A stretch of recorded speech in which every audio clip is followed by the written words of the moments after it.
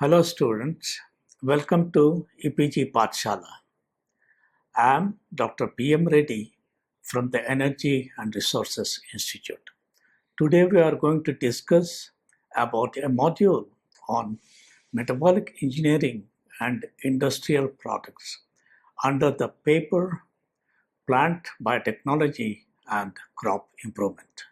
The learning objectives of this discussion are to familiarize with the metabolic engineering approaches adopted for amplification and or new production of valuable metabolites. Secondly, to review applications of metabolic engineering in the production of plant secondary metabolites, edible vaccines, industrial enzymes, and therapeutic proteins, and modification of existing pathways to enhance synthesis of high-value chemicals, as well as ways to engineer biofuel feeds to boost and the efficiencies of biofuel production, etc. Thirdly, to comprehend innovative metabolic engineering strategies for incorporating new biological pathways to improve plant performance. Metabolic engineering is defined as the directed improvement or manipulation of cellular processes through modification of specific biochemical reactions or the introduction of new ones for production of valuable metabolites. Most commonly, bacteria, yeast, or plants are used as a host organisms for the production. Metabolic engineering uses algorithms to mathematically model metabolic networks, automated design and evaluation of pathways to calculate yield of useful products, and also to discover network that restrains the production of the products. Metabolic engineering approaches are used for or involve amplification of enzyme levels, use enzymes with the different properties, addition of new enzymatic pathways, and deletion of existing enzymatic pathways, and so on. What are the requirements for the overproduction of desired product? First one is we should have a knowledge of pathways and the alternative to these pathways that can be used for desired production formation. The reactions should be thermodynamically feasible under biological conditions. And finally, the intermediate metabolites must not be toxic, and the host organisms should express the required enzymes for the conversion to take place. Computational and evaluation of existing and novel pathways. In 1990s, the first computer-based systematic construction of alternative non-obvious pathways for lysine production was published. The algorithm could identify and bypass the bottlenecks of the pathway and the underlying limitations that govern the biochemical pathways. Subsequently, in 2000s, a generalized algorithm, BNICE, that is Biochemical Network Integrated Computational Explorer, was developed to design new pathways based on structure of substrates and products. BNICE was used recently for the automated design and evaluation of novel biosynthetic routes for the production of hydroxypropanoate for butanediol. This is one of the very important compounds used in chemical industries. There are several applications on metabolic engineering, and some are given in this figure. Some of the most important ones are production of plant secondary metabolites, such as alkaloids, flavonoids, etc. production of edible vaccines, industrial enzymes, therapeutic proteins, antibodies, and recently scientists started using more complicated metabolic engineering for increasing photosynthetic efficiency, nitrogen fixation, nutritional quality, and biofuel production in plants. These applications of plant metabolic engineering nowadays, besides what I mentioned earlier, also includes development of resistant crops as well. New innovations have been incorporated into metabolic engineering to improve the efficiency of the production of metabolites. Some of these include development of fusion proteins, which reduce diffusion limitations. A product which is being formed should not be diffused out, and improves protein-protein interactions so that purification process becomes much easier. That's one of the benefits. And also, for increasing the pathway control, scaffolds with improved control over architecture has been developed, whereby all enzymatic reactions can occur in a confined manner, where the substrates and enzyme molecules are targeted in the close vicinity. And also it has a control over enzyme stoichiometry. And the third strategy which is used in new strategies, subcellular localization in organelles. This is capable of selective transport into compartment. Both substrates are being transported inside and the product is transported out. And intermediates are being retained inside the organelle so that they can be efficiently be used for the production of products. And also the intermediates are prevented from escaping from the organelle so that they may not be used in other biosynthetic pathways. These are some of the new approaches which have been incorporated into metabolic engineering to improve the efficiency of the metabolite production. Application of plant metabolic engineering. Let us examine some examples. One of the most complicated one is the incorporation of nitrogen fixing capability in the plants. That is, creating transgenic plants that can satisfy their need for fixed nitrogen by synthesizing their own nitrogen fertilizer, thereby eliminating the need for applying synthetic fertilizer. This is quite a complex process. About only bacteria are capable of fixing nitrogen. Nowadays, scientists are trying to incorporate this particular pathway into the plants so that plants can synthesize their own fertilizer, so that farmers are being freed from using synthetic fertilizers for crop production. There are 16 genes involved in this, and several scientists are using a minimum set of 10 genes to transfer to plants for production of nitrogenous enzyme. And this activity of this enzyme in particular biological conditions can fix atmospheric nitrogen into ammonium, which can be utilized by the plants as a fertilizer. In addition, recently a novel rice has been produced, which is known as golden rice. This is for enhancing nutrition quality of the rice. Bioengineering of beta-carotene pathway in rice produced high levels of precursor of vitamin A in edible parts and yielded the strain called golden rice. Vitamin A is very important for the vision, for maintaining in case of developing countries. Poor children, due to lack of vitamin A, they go blind at an alarming rate. So, scientists in the later part of 1990s developed a procedure to fortify rice with the vitamin A by incorporating the genes necessary for beta-carotene production. Initially, they used 4 different genes which are listed here: phytoin synthase, phytoin desaccharides, and lycopene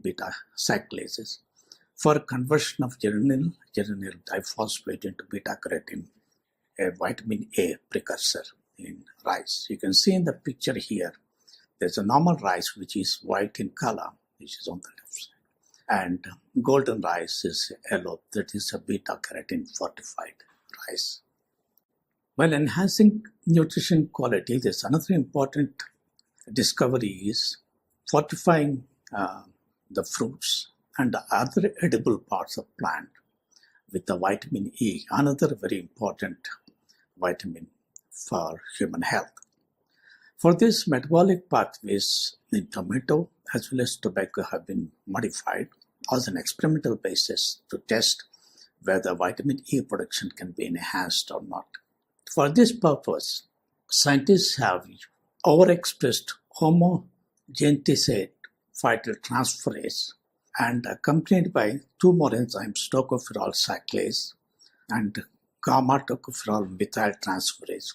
When these three enzymes are being overexpressed in tomato and tobacco, homogenetic acid is converted into delta tocopherol and beta tocopherol, so on. And HPT, that is homogenetic phytoltransferase, was found to be more active in fruits and incorporate accumulation of tocopherols, whereas all three enzymes were found to be active in the leaves of tomato plant. This is one of the ways to fortify the fruits with vitamins. So we can utilize several different pathways to incorporate and production of different types of vitamins necessary for human health. One of the ambitious programs in recent past is increase the photosynthetic efficiency of plants for achieving higher productivity. In this, the scientists are trying to incorporate carbon dioxide concentrating mechanism from Cyanobacteria, that is blue-green algae, and transfer the genes into plants so that carboxysome is produced, where in that compartment carboxysome, carbonic anhydrase enzyme can concentrate the production of carbon dioxide and supply it to rubisco for enhanced carbon dioxide fixation, thereby eliminating the chances for photorespiration. This is a sort of optimizing the conditions for enhanced photosynthetic carbon dioxide fixation in the plants. This is also a very important aspect, and we expect that another 2 to 3 years such plant varieties will be produced with enhanced photosynthetic ability. There are several biopharmaceutical proteins which are being produced in the plants.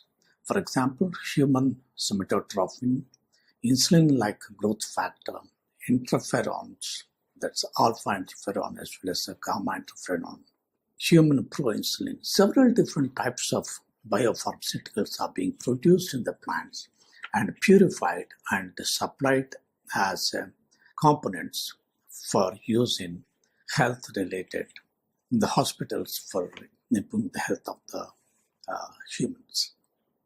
Another important aspect is engineering a biofuel feed that can self-destruct the lignin that interferes with the purification of fermentable saccharides. In this, what scientists are doing is lignin biosynthesis is genetically modified to reduce its content so that to improve the processing of polysaccharides. Lignin is the one which binds polysaccharides together, cellulose molecules, and when its production is being inhibited, cellulose becomes available for enzymatic hydrolysis and release of sugars, whereby sugars can be fermented for producing bioethanol and other biofuels. Metabolic engineering of plant secondary metabolites. What are secondary metabolites? Secondary metabolites are the organic compounds that are not directly involved in the normal growth, development, and reproduction of an organism, but are essential for their survival. Anthocyanins and flavonoids have antioxidant properties, and they are compounds of choice for higher levels of expression in food. For example, chalcone isomerase, an enzyme in the flavonoid pathway, was found to increase flavonoid production. When Petunia chalcone isomerase was overexpressed in tomato, 78-fold increase in flavonoid levels occurred in the fruit. There are several other examples which include Arabidopsis, tobacco, rice, and maize plants, which lack isoflavone, which act as a phytoalexin in legumes to protect against microbes. Overexpression of isoflavone synthase in the plants which I have just mentioned, Arabidopsis, tobacco, rice, and maize plants, resulted in the production of isoflavone in the plants. Third compounds are terpenoids and alkaloids, comprising many drugs and poisons, are the largest group of secondary metabolites which are of significant value. While talking about bioengineering of secondary metabolites, some of the most important secondary metabolites are flavonoids and related anthocyanin production. Flavonoids and anthocyanin are antioxidants which are beneficial for human and animal health, thereby reducing the risk of developing cancer and other things. Recently, scientists have developed rice varieties where rice seeds have high amount of anthocyanin. Normally, in rice seeds, the rice we consume do not contain anthocyanin. Recently, there's a publication which says several genes have been transferred into rice and which confer the property of synthesis of anthocyanin in rice seeds, which is being shown on the right side of this picture, where the rice appears like pink in color. That is due to anthocyanin. I will not describe the details of this, but it's sufficient to understand that the rice and other cereals can be fortified with a useful antioxidant like anthocyanin. Anthocyanin production has also been enhanced in case of tomato, as the picture shown here clearly indicates tomatoes which are purple in color.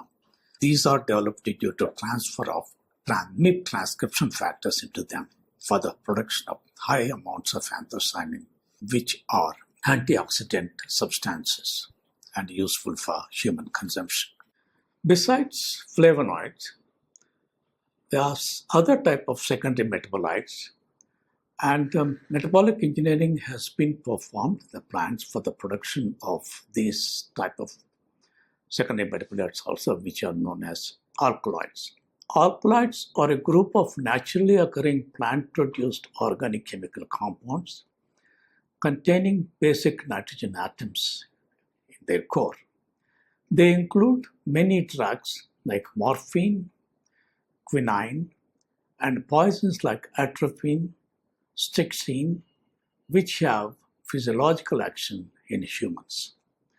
There are two different types of alkaloids. Indole alkaloids, about 15 terpenoid indole alkaloids are industrially important, including anti-tumor vinblastine,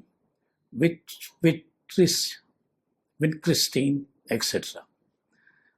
The alkaloids share common pathway till intermediate strictosidine and then diverge depending on the plant species. Efforts have been made to overexpress the early genes to divert the metabolic flux into the alkaloid pathway.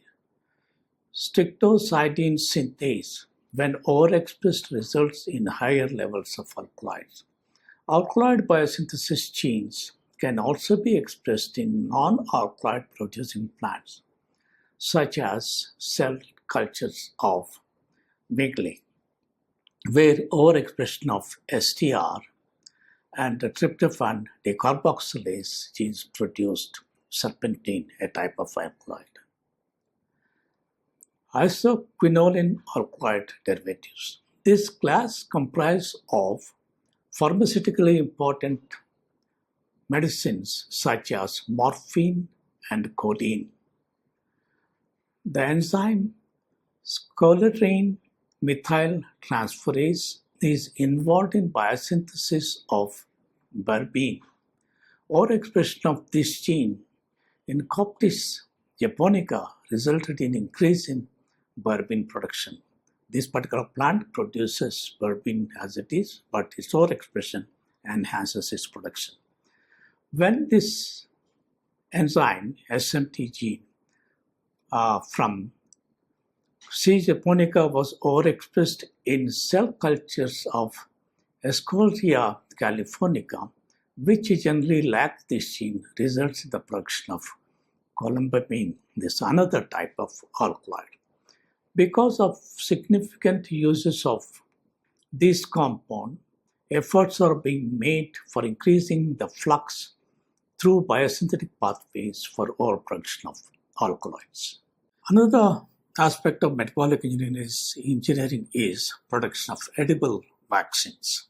Edible vaccines are bioengineered to contain the antigen but have no pathogenic effects. Transgenic plants express pathogenic genes which can elicit immune response but does not cause disease in humans and animals in the form of edible vaccines. These transgenic plants accumulate the foreign antigenic protein which can be consumed orally without purification from plants. This is done by transferring specific types of genes into plants and producing the proteins which act as an edible vaccine when consumed. First edible vaccine was produced in 1990, which has a surface protein from Streptococcus bacterium, which is done in tobacco. Second generation of edible vaccines are called multi-component vaccines, which provided protection against several pathogens, are also being generated. For example, second generation vaccines are based on epitope fusion of both subunits of chlorella, for example, cholera toxin. This cholera toxin epitope fusion protein also had a scaffold for presentation of epitopes of rotavirus and enterotoxigenic E. coli. This trivalent vaccine elicited humoral immune response as well as memory B cell and T helper cell responses. These are to confer the humans or animals' ability to fight this toxin. There are different strategies to develop edible vaccines. Like any other strategy we described so far, a gene of interest need to be transferred to the plant and that need to be expressed, and the protein is produced which can be purified and used for either purified and used or directly consumed from the plants in case of edible vaccine. Either this can be done through transformation of callus cultures and production of protein and generation of plants, and the plant parts can be directly consumed, or plants can also, a gene of interest can also be expressed via viral vectors in the plants, and fusion proteins, epitope proteins can be expressed through viruses in the viral infection plants. These viruses are disarmed, they do not cause plant disease, whereas they produce proteins which are can be edible vaccine. There are some examples of edible vaccines for disease are shown in this table. For example, vaccines against hepatitis B virus, Norwalk virus, rabies virus, and vaccine against gastroenteritis, hemorrhages, AIDS, and cholera. All different vaccines derived from the various proteins obtained from genes obtained from various viruses are expressed in several different types of plants which are listed here: tobacco, potato, lettuce, and so on, maize, to develop edible vaccines which can fight a particular disease or condition when they are consumed orally. Also, some therapeutic edible vaccines and diagnostic applications of these vaccines have been developed. For example, the vaccines which are used in cancer treatment, or like a colon cancer or infections to subvert herpes simplex virus, and so on. These are all again developed by transferring appropriate genes into plant system, such as tobacco, wheat, rice, and soybean, and also alfalfa. The diagnostic tools were also developed in the plants to detect the various types of complaints as diagnostic applications for these edible vaccines. So students, let us summarize this model. Today, I tried to familiarize you with the strategies of metabolic engineering to improve the production of high-value chemicals, therapeutic proteins, antigens, etc., using plants as production platforms. Other types of production platforms include bacteria and yeast, so on. Here our focus is on plants. In addition, we also discussed new trends in metabolic engineering research to incorporate enzymatic pathways to develop novel transgenic crops equipped with the nitrogen-fixing capabilities to synthesize their own nitrogen fertilizer, or to enhance plant performance by incorporating carbon dioxide concentrating mechanisms to boost photosynthetic efficiency and crop yield. These two examples I have already described to you in a little detail during my course of this lecture. Today's lecture presented to you with the latest trends in metabolic engineering hopefully will form a background or basis for you to improve upon this particular subject as per your interest. Thank you.